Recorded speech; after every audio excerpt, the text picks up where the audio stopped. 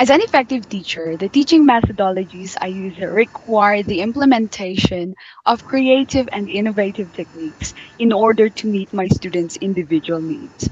I use TPR or total physical response. It is the use of hands, body, and facial expressions or gestures to teach languages such as vocabulary, verbs, and instructional commands. For example, say, listen, look, read, giving praises like good job, wonderful. I use drilling methods. It means getting learners to repeat words, expressions, or sentences to help them remember and develop more accurate pronunciation. CCQ or concept checking questions. By eliciting students' replies through CCQ, I can get a much more accurate assessment of my students' comprehension.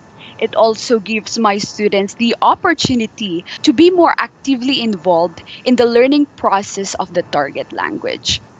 I also use elicitation. I use elicitation when I am not receiving the desired response or sufficient output. Error correction. Correcting my students' errors is necessary in order to help them improve their skills. I give them a chance, time, and time to correct themselves. To make my students speak more, I create a supportive learning environment. I make sure that I use TTT or teacher's talk time efficiently.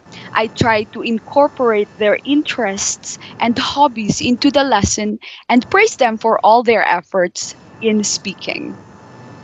How long have you been teaching here at Yonah Education?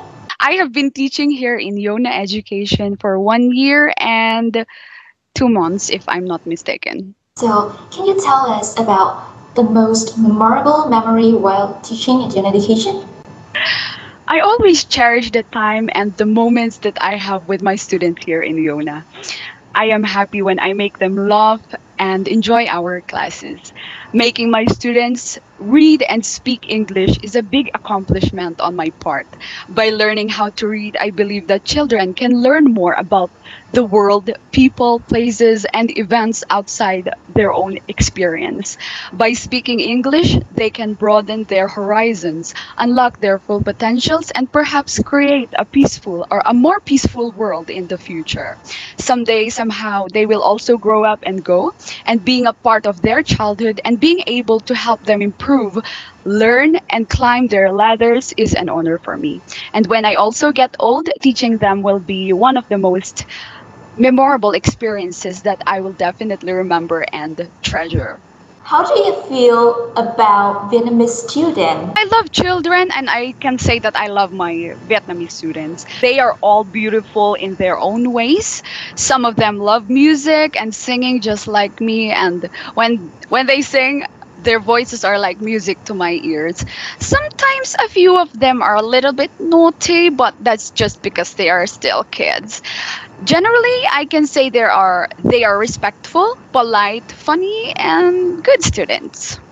This is the end of the interview, so do you want to send any words to your student? Yes, I want to say that so far they are all doing great in our classes. I appreciate all their efforts and determination to learn English.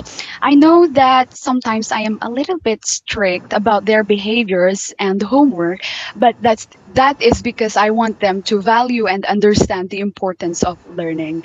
Not all children in this world have the access and opportunity to have this kind of education, so I want them to appreciate what they have by doing their best. Doing their best doesn't mean not making any mistakes at all, because mistakes are inevitable and it's part of the learning process. And sometimes we also learn from them. Doing their best means having good study habits, like getting organized, finding a conducive place to study, minimizing distractions, asking questions, or asking for help when they don't understand something, and testing themselves by doing their homework and the unit tests. I want to tell them to always take care. I love them and I believe in their potential.